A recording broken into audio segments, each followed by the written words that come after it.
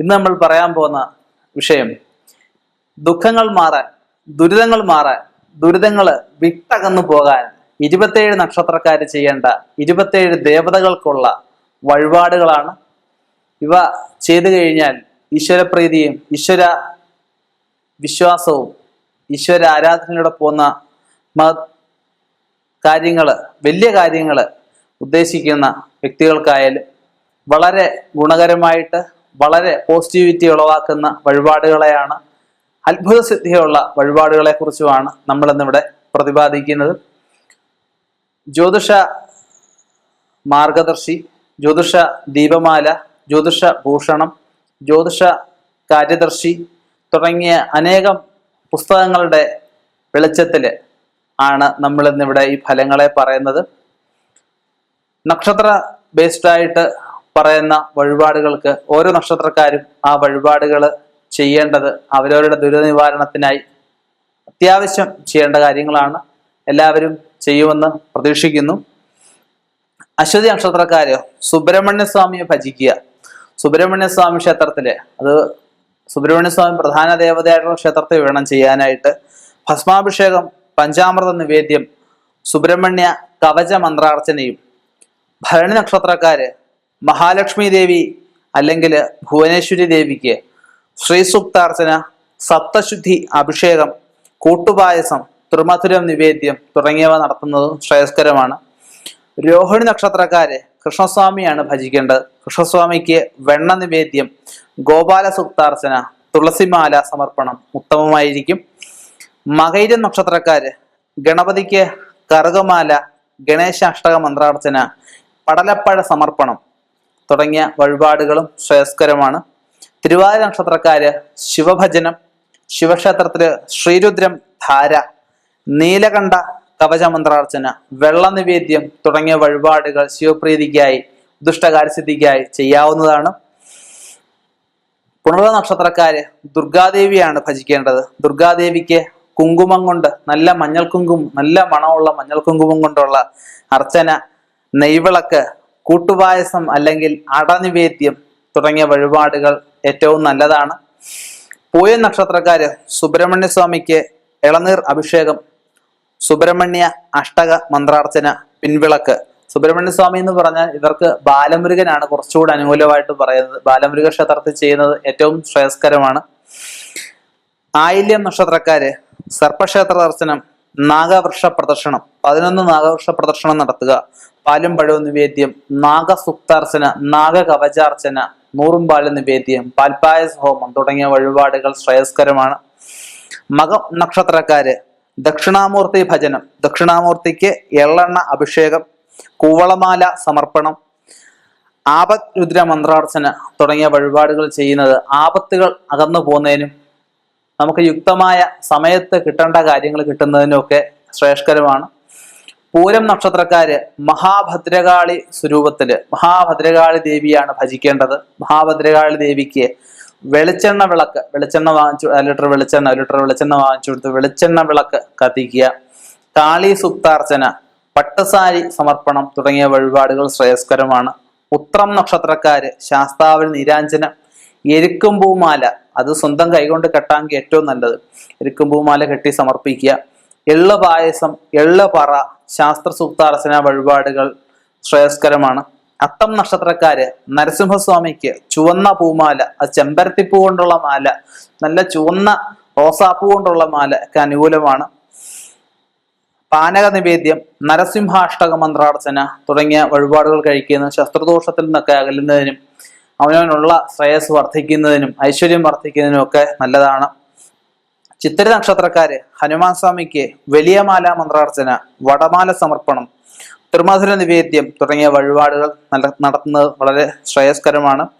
ചോദ്യ നക്ഷത്രക്കാര് വനദുർഗാഭാവത്തില് വനദുർഗാദേവിക്ക്, അതായത് ഭഗവതി ഇരിക്കുമ്പം വായുവും വെട്ടവും വെളിച്ചവും വെയിലും എല്ലാം ഏക്കത്തക്ക രീതിയിൽ ഭഗവതിയുടെ വിഗ്രഹത്തിന്റെ മുൾവശം തുറന്നിരിക്കുന്ന ക്ഷേത്രങ്ങൾ കണ്ടുകൊണ്ടായിരിക്കുമല്ലോ. അതൊക്കെ ആ വനദുർഗാ ക്ഷേത്രങ്ങൾ. ഇപ്പൊ മഴയൊക്കെ പെയ്തു കഴിഞ്ഞാൽ ഭഗവതിക്ക് മഴയേക്കും. അങ്ങനെയുള്ള വനദുർഗാഭാവത്തിലുള്ള ദേവിക്ക് ജയദുർഗാ മന്ത്രാർച്ചന, വെള്ള പട്ടുടയാട സമർപ്പണം, മുല്ലപ്പൂമാല സമർപ്പണം, വനദുർഗ മന്ത്രാർച്ചന തുടങ്ങിയ വഴിപാടുകൾ, ജയദുർഗ മന്ത്രാർച്ചന തുടങ്ങിയ വഴിപാടുകളൊക്കെ ശ്രേയസ്കരമാണ്. വിശാഖ നക്ഷത്രക്കാര് യക്ഷീദേവിയെ ആണ് ഭജിക്കേണ്ടത്. യക്ഷി ക്ഷേത്രം, കറുത്തപട്ട്, കരിമള, വിശാലയക്ഷിണി മന്ത്രാർച്ചന, വറവടി നിവേദ്യം, കരിക്ക് നിവേദ്യം. ഇനിയും യക്ഷക്ഷേത്രത്തിൽ പോകാൻ ബുദ്ധിമുട്ടുണ്ടെങ്കിൽ സരസ്വതി ക്ഷേത്രത്തില് മുല്ലപ്പൂമാല സമർപ്പണം, അഷ്ടോത്തരാർച്ചന, കടുംപായസം തുടങ്ങിയ വഴിപാടുകളും പകരമായിട്ട് കഴിക്കാവുന്നതാണ്. അനിഴം നക്ഷത്രക്കാര് നവഗ്രഹത്തിനെയാണ് ഭജിക്കേണ്ടത്.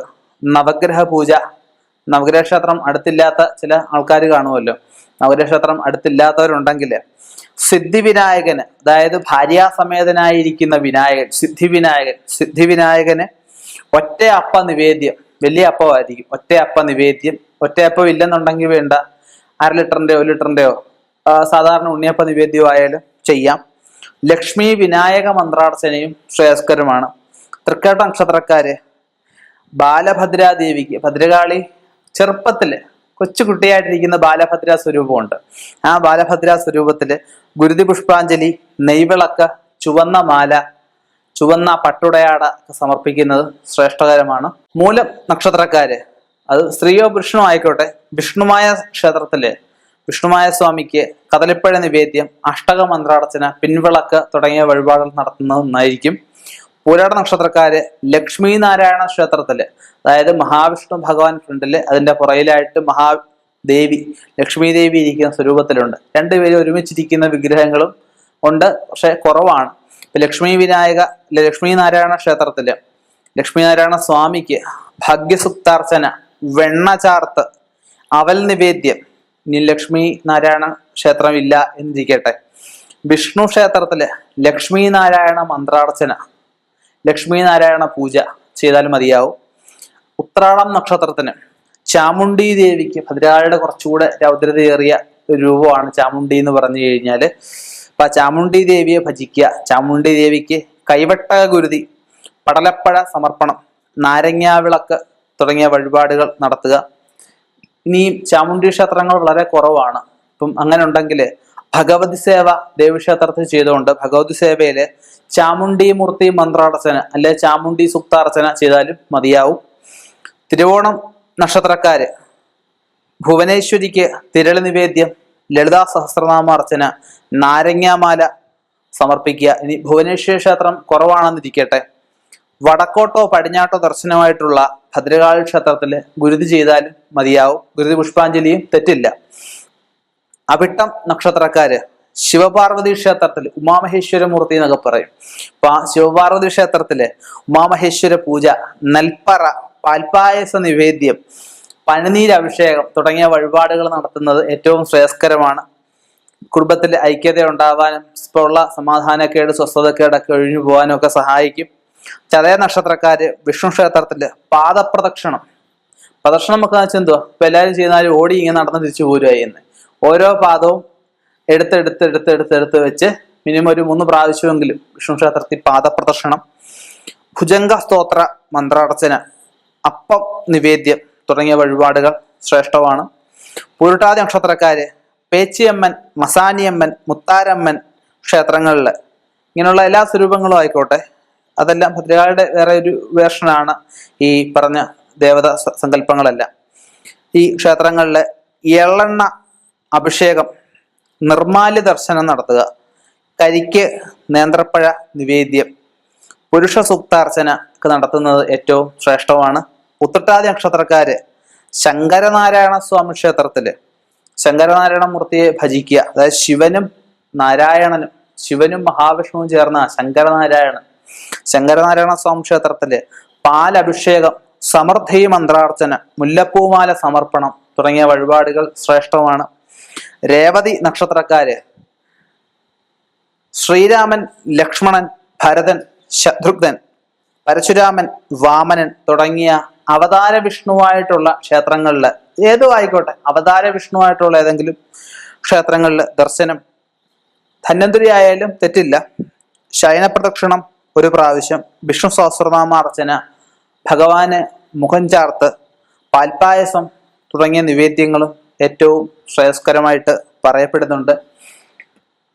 പെട്ടെന്നുള്ള അപകടങ്ങള്, മനപ്രയാസങ്ങള്, ദാരിദ്ര്യ ദുഃഖങ്ങള്, അങ്ങനെയുള്ള എന്ത് പ്രശ്നങ്ങളും ആയിക്കോട്ടെ ഒഴിഞ്ഞു പോകുന്നതിനും കിട്ടാത്ത കാര്യങ്ങൾ സമയത്ത് കിട്ടാനും അനുഭവയോഗം ഉണ്ടാവാനും അങ്ങനെ നമ്മൾ ഉദ്ദേശിക്കുന്ന നാനാവിധ കാര്യസാധ്യത്തിനായിട്ട് പെട്ടെന്ന് ക്ഷിപ്ര ഫലസിദ്ധിക്കായിട്ടുള്ള 27 നക്ഷത്രക്കാരുടെ അത്ഭുത സിദ്ധിയുള്ള കുറച്ച് വഴിപാടുകളെ കുറിച്ച് അല്ലെ അത്ഭുത ശക്തിയുള്ള കുറച്ച് വഴിപാടുകളെ കുറിച്ചാണ് ഞാനിവിടെ പ്രതിപാദിച്ചിരിക്കുന്നത്.